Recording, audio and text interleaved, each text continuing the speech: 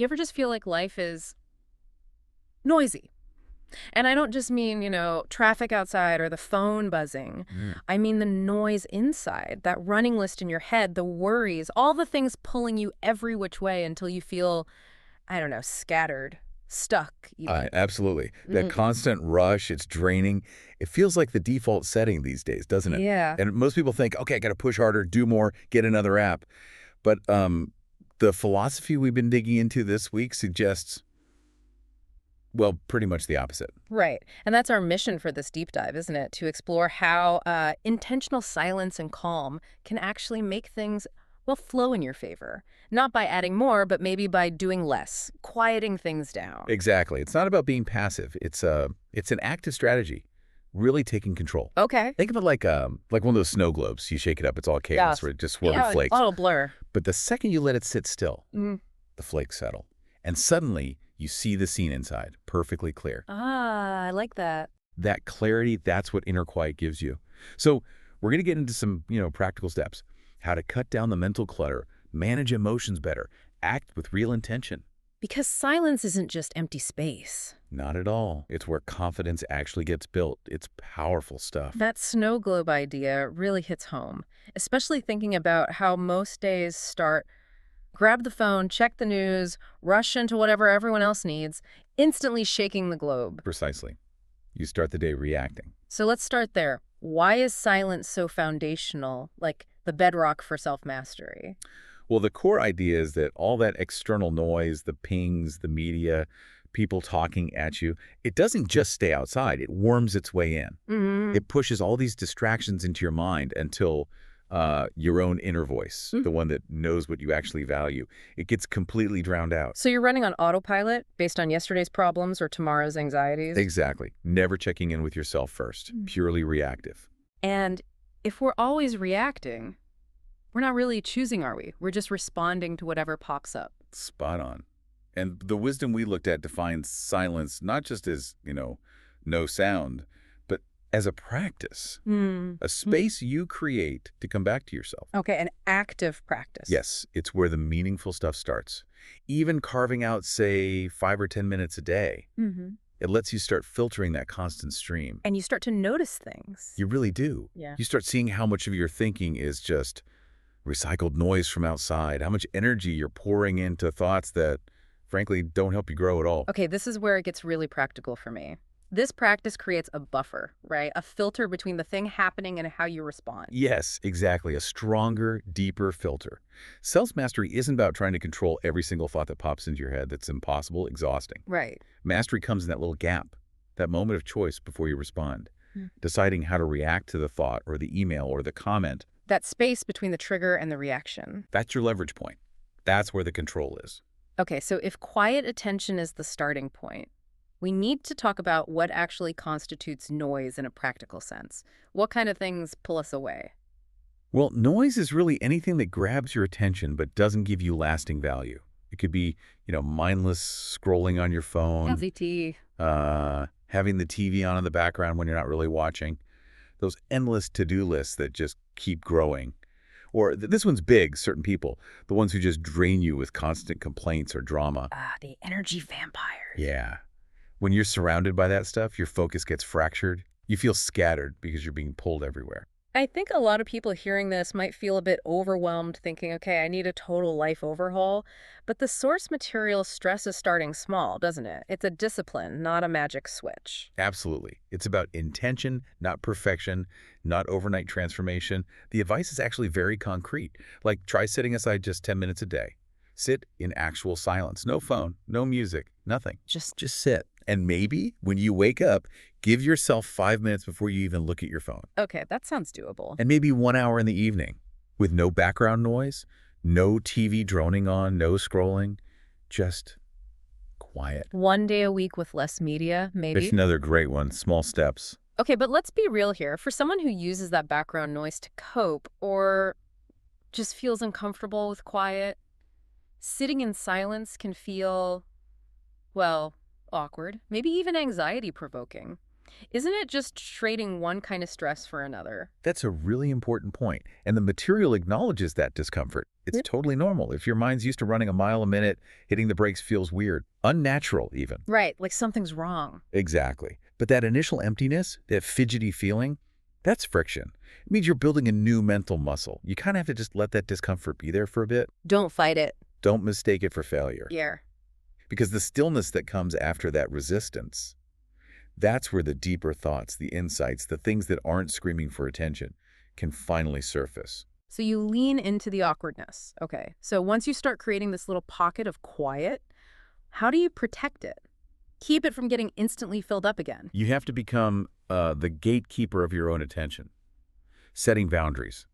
This might mean limiting conversations that just go in circles, the ones that never resolve anything. Mm-hmm. Being more selective.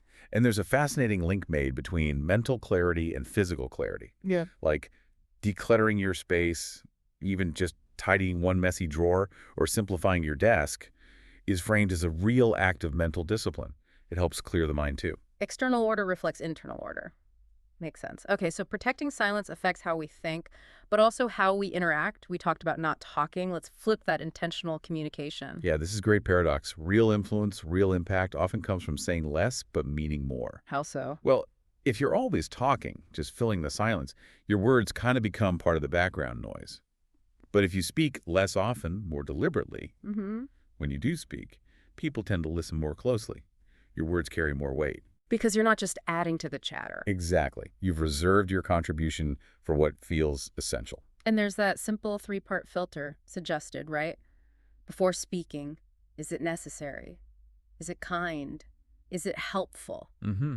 A powerful check. If the answer's no to any of those, maybe silence is the better option than just, careless words. That kind of restraint, it builds respect pretty quickly.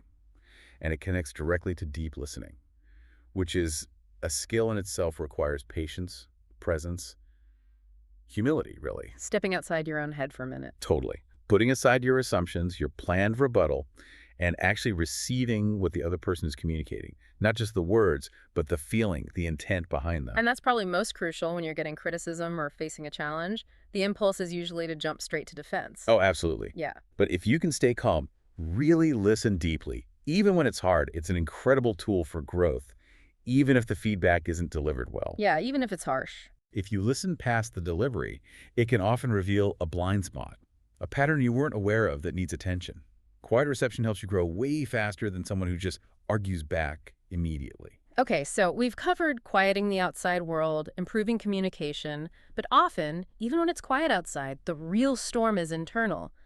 Let's talk about managing that emotional chaos. Right, and the key insight here is that the problem usually isn't the emotion itself, anger, fear, whatever. It's the reaction to it, the impulsive behavior. A knee-jerk response. Exactly. Self-control comes from noticing those reactions and choosing differently.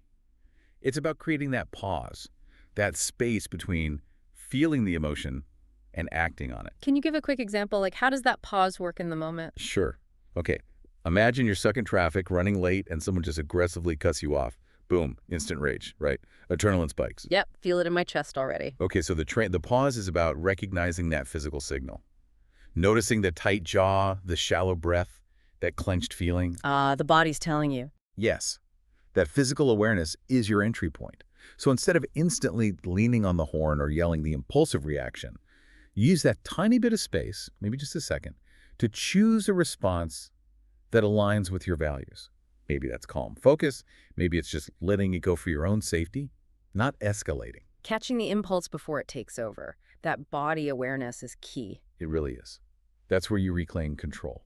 And we also have to look at the internal chatter that fuels the fire. Yeah, the stories we tell ourselves. Yeah, that mental script. This always happens to me. Or feeding shame, like, oh, everyone must think I'm an idiot. Observing those thoughts helps them lose their grip. You start seeing them as just habitual commentary, not objective truth. But we all mess up, right? We react, we snap. What happens then? How do you train after the fact? The approach is really pragmatic. Don't just wallow in shame. Use the slip-up as data. Yeah. Reflect afterward. Ask yourself, like, okay, what feeling was I actually trying to protect there? What was the raw impulse? What could I do differently next time? Learning from it. Exactly. That reflection trains your awareness to show up earlier next time. Mhm. before the reaction happens. It's about progress, not being perfect. That shifts you from feeling like a victim of your impulses to being, well, the one steering the ship. Okay, let's tie this all together. All this silence, self-awareness.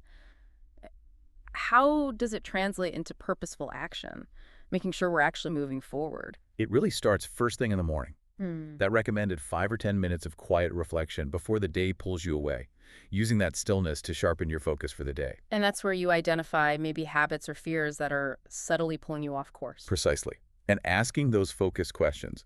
What's my single most important task today? And maybe, how do I want to feel while I'm doing it?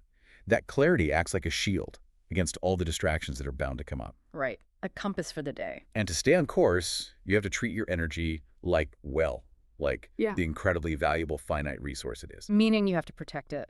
You do, which involves getting really good at saying no, politely but firmly, declining requests or commitments that don't actually align with your core goals. Which sometimes means setting boundaries with those energy vampires we mentioned. That can be tricky, especially with family or colleagues. How do you do that without causing a big drama? It is tricky. That's why the inner quiet work is so essential first. Boundaries are usually set more effectively, quietly, and consistently, not through some big confrontation. So less about a dramatic announcement. Yeah, and more about just limiting engagement, shorter phone calls, politely ending a conversation when it starts looping into negativity. You conserve your energy by managing exposure, not by trying to fix the other person or getting sucked into their vortex. Okay, so the ultimate aim here, the culmination of all this practice, is acting from what you called calm focus. Yes.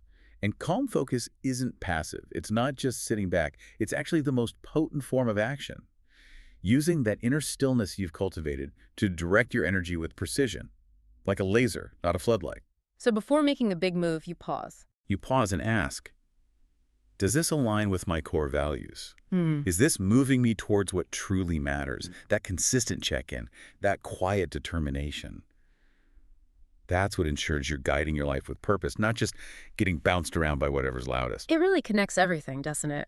When you cut out the noise, clear the mental clutter, listen deeply, observe yourself without judgment, and then align your actions with your values, you naturally become this calmer, more grounded presence. And people notice that, respect that. That's how things start to flow in your favor. It really does shift the whole game. Success stops being about how much you did today, how busy you look, how loud your hustle was. It becomes more internal. Yeah, it simplifies down to asking yourself, am I actually at peace? Am I living in a way that feels true to my values? Right. Those become the real metrics. A much deeper measure of a life well lived. Definitely. Maybe one final thought to leave everyone with, tying back to the source material. It really pushes you to become the gatekeeper of your attention. So take a good look at your mind, your day, your week. What's the single biggest piece of non-essential noise? Maybe it's the constant phone checking. Maybe it's a specific draining interaction. Maybe it's that negative self-talk loop. Yeah. What's one thing you'll commit to filtering out starting this week? Just one thing. Just start there. See what happens.